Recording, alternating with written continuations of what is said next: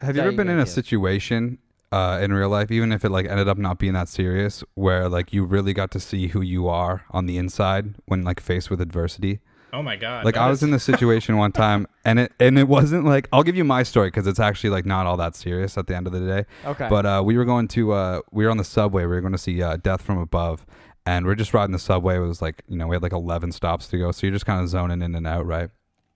And there was this family that I had made note of earlier on the ride, and it was basically just a mom with like 6 children with her. So what happened was we're at a stop, and the one kid jumps off to the platform to be like, oh, look, Mom, like I'm off the subway. But the mom is not paying attention to the kid, and then the doors close on the kid, right? Oh so the my kid's on the God. platform, his whole family's on the subway, and he lets out this like blood-curdling scream, like something is horribly wrong. And I don't see any of this happen, right? So, this is probably like 5 seconds, if that. And I'm like, oh, so there's like definitely like a shooter or something in this subway, and I'm about to die. And I like didn't move at all. I was just frozen there. And then they opened the doors again, and the kid got back, and everything was like all good.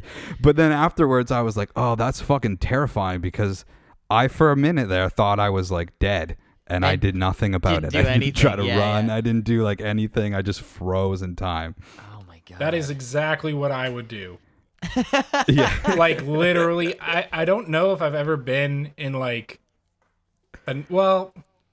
I don't know. There was this one time where JOCK was playing Montreal, and we were staying at this like kind of, run-of-the-mill apartment complex. It's like clearly like a fixer-upper, and the elevator is like very sketchy, like to the point where I didn't use it like at all, except this one time when I decided that I would, with like the rest of the band and the guy we were staying with, and Skylar, who was like a shit disturber of like great prowess, like he's the worst, decided to like start jumping on this really shaky, raggedy elevator that like you should not. Nice. Like even when we're in a good elevator, I'm like, maybe don't jump on this, but like this one, it's like definitely do not jump on it. And he jumped on it like 3 times, and we got to our floor, and the doors weren't opening, so that was like immediately I was like panic mode.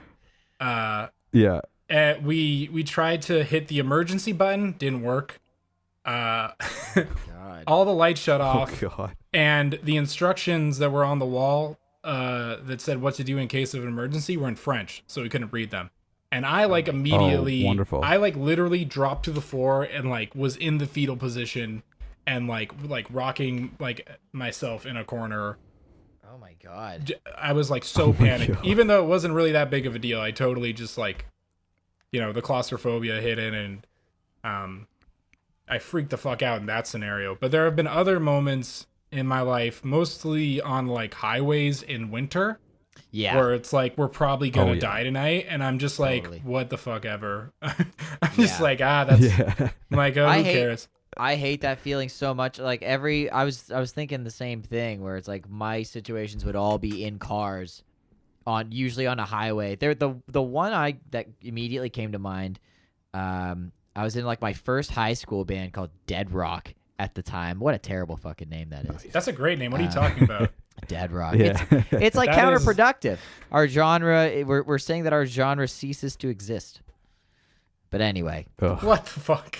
Great. I don't know. Anyway. And it was definitely like That's not really the chord point. rock and roll, right? That's not really the point. But anyway, so we were in Scott's Hyundai Accent. Or is that what it is? Accent? No. Is that it? I don't know. We were in his shitty little car. It was a shitty little high school kid car. And we were driving back from McDonald's to Byron to drop off Hayden, our drummer. And like everything is hunky-dory. I'm eating a McGangbang in the back seat.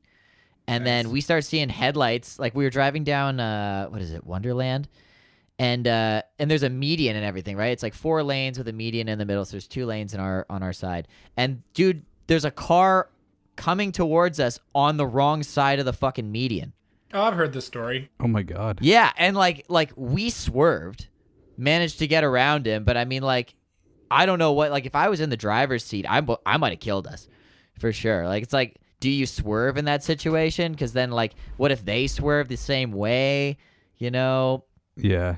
But I remember being in that back seat and just feeling completely helpless. And then, I mean, once the car whizzes past you, you're like, what? You're just freaking out, like, what a fucking idiot.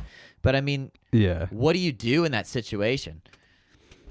Right? You pray, I guess. That's a tough one the because feeling of helplessness is just awful. You make peace with your God. yeah. Or whatever. Or whatever, yeah. Now that kind of, I remember when we were driving back from like Chatham in like this giant ass van in like whiteout conditions, and the driver, Andrew, like stepped on the brakes like the tiniest bit, and like we literally did like a 180. Oh my god. And I was like, oh, we're gonna die now. Like, cool, sick. Jesus. And I was just like, whatever, I'm done. And we eventually like straightened ourselves up, but like, I don't know, it's weird. Like in juxtaposition to the elevator scenario where I like freaked out and got in the fetal position, I just think it's interesting, like different ways someone will react when faced with their possible mortality.